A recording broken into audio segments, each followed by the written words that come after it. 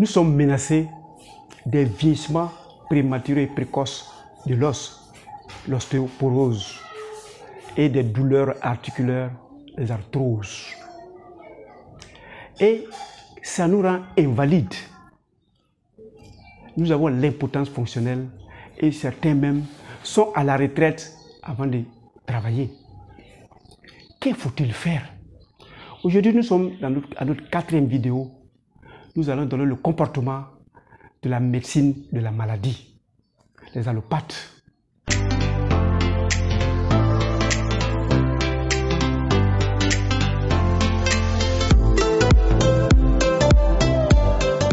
Bienvenue à Objectif Santé, votre chaîne de bien-être qui vous permettra de connaître l'ostéoporose, l'arthrose et surtout comment l'éviter toute sa vie.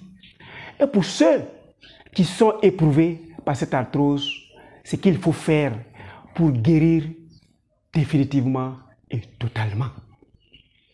Je suis Docteur Nature. Je vous fais découvrir la médecine de la santé complémentaire à la médecine de la maladie. Pour ceux qui appliqueront, vont avoir un mieux-être et vont prévenir l'ensemble des maladies qui menacent la Terre. Et pour ceux qui souhaiteraient, on ferait d'excellents professeurs de la santé pour qu'ils aident leur environnement immédiat. Nous avons aussi une gamme d'alicaments qui, lorsque vous utilisez, vous permettra de vivre mieux.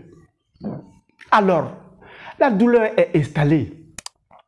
Vous avez le choix d'aller chez un médecin de la santé ou chez un médecin de la maladie. Aujourd'hui, nous parlerons de ce que le médecin de la maladie fera pour que vous sachiez. Quand vous partez à l'hôpital, c'est le médecin de la maladie, il va vouloir baptiser ton mal. Il va vouloir donner un nom à ton mal. S'il découvre que c'est le liquide synovial qui est séché, qui a disparu, il va appeler ton mal arthrite. S'il découvre que c'est le cartilage qui s'est effrité, qui est détruit, il va l'appeler arthrose. S'il découvre que c'est le tendon lui-même qui a commencé à se durcir, il va l'appeler tendinite. S'il découvre que c'est les muscles qui ont perdu l'élasticité, il va l'appeler constriction ou crampe. Dans tous les cas, il donnera le nom qu'il donnera. Si c'est au niveau de la colonne vertébrale, il va appeler discopathie. Dans tous les cas, lui fait d'abord un baptême. Il va trouver une maladie, puisque c'est la médecine de la maladie, et il va traiter le mal. Supposons que c'est votre hanche, le fémur, qui a des problèmes, qui n'arrive plus à être consolidé parce qu'elle est intoxiquée de toutes parts. Et vous avez des douleurs à la hanche. Vous partez les voir, le premier traitement, il vous donne des traitements par voie orale. Jusqu'au moment où la voie orale va échouer, il va passer par des injections. Jusqu'à ce que la dose du mal dépasse l'équilibre que lui veut faire, il va passer maintenant par les prothèses. Et très souvent, l'os, le fémur, étant tellement friable que la tête du fémur est cassée. Et il va enlever cette tête de fémur, il va chercher une prothèse qui est proportionnelle à la tête de ta fémur, il met dedans et il met à la partie. Désormais, tu es un homme qui est riche parce que tu as du fer qui étote le fémur. Mais cette tête de fémur ne fabrique pas de globules rouges. Cette tête de fémur ne fabrique pas de sang. Donc tu as la chance d'être menacé progressivement d'anémie. Donc il faut toujours qu'on te mette sur des médicaments de lutter contre les cas d'anémie. Quand tu commences à être invalide, il peut te trouver au départ des béquilles. À un certain moment, la béquille, si elle ne peut pas, parce que l'autre hanche a commencé, il va te donner des déambulateurs. À un certain moment, les deux hanches étant éteintes, le déambulateur n'est plus utile, il te met dans un chariot. Lui combat l'inflammation. Mais l'inflammation, c'est quoi exactement? En médecine de la santé, l'inflammation, c'est l'alerte. Supposons que vous êtes dans votre véhicule, vous êtes en train de voyager, et puis le cadran de carburant s'allume. Pour te dire, tu n'as pas 10 km à faire, ton carburant va finir. Tu vas tomber en panne sèche. Alors, comme le voyant rouge te dérange, tu prends une serviette et puis tu mets sur le tableau de bord. Tu ne vois pas le voyant rouge. Tu continues de voyager. Mais le voyant rouge est caché derrière. Un moment, tu vas tomber en panne sèche, en pleine autoroute. Et bonjour à la galère. C'est leur attitude. Ils ne s'occupent pas de la cause du mal. Parce qu'ils ont découvert que quand ils vont toucher à la cause du mal, il va avoir des problèmes avec le client. Au début, en médecine, il y avait des patients et puis il y avait des malades. Maintenant, en médecine, on a des clients qu'on a. Donc, si tu rentres, on dit il y a un client qui est venu et c'est un pressé qui est venu. Donc, le patient est devenu pressé, le malade est devenu client. Donc, on te voit en apporteur d'affaires. Donc, donne suffisamment d'argent, on va calmer la douleur, l'inflammation. Et l'inflammation, c'est quoi? Le sang, les nerfs viennent irriguer ou permettre au sang de vivre. Donc, comme tu as beaucoup de toxines que tu as relevées, allez viser la troisième vidéo, vous allez comprendre d'où viennent ces toxines. Toi-même, ton organisme va lutter contre le mal. Et le mal est là. Toi, ton organisme veut pousser le mal. Les deux vont se battre au niveau de ton articulation. Les deux vont se battre au niveau de ton os. Et c'est dans ce combat-là que tu vas avoir la douleur. Et cette douleur, cette inflammation est en train de dire, il y a un combat entre toi, tes policiers, tes gendarmes, tes douaniers, tes militaires qui sont dans ton corps, contre un intrus qui veut s'imposer dans ton articulation, qui veut s'imposer dans tes os. Et c'est ce combat qu'on appelle, dans la médecine de la santé, inflammation. Mais dans la médecine de la maladie, ils prennent l'inflammation même pour une maladie. Donc, ils te donnent des médicaments pour arrêter l'inflammation en attendant que le mal avance progressivement. Je viens, avant d'enregistrer cette vidéo, de consulter une fille de 30 ans, une jeune fille, qui est commerciale à une entreprise de la place, qui a la politique de ses moyens. Si vous voyez son véhicule garé, vous savez que celle-là, elle a l'abri du minimum. Son accoutrement est à respecter. Elle est très belle. Mais elle vient, elle se plaint d'une douleur, d'une discopathie. Et je lui pose quelques questions. Madame, vous êtes mariée? Elle dit non. Vous avez des enfants? Oui, j'ai 2 enfants. Où sont les enfants? Les enfants sont chez moi. Où tu vis?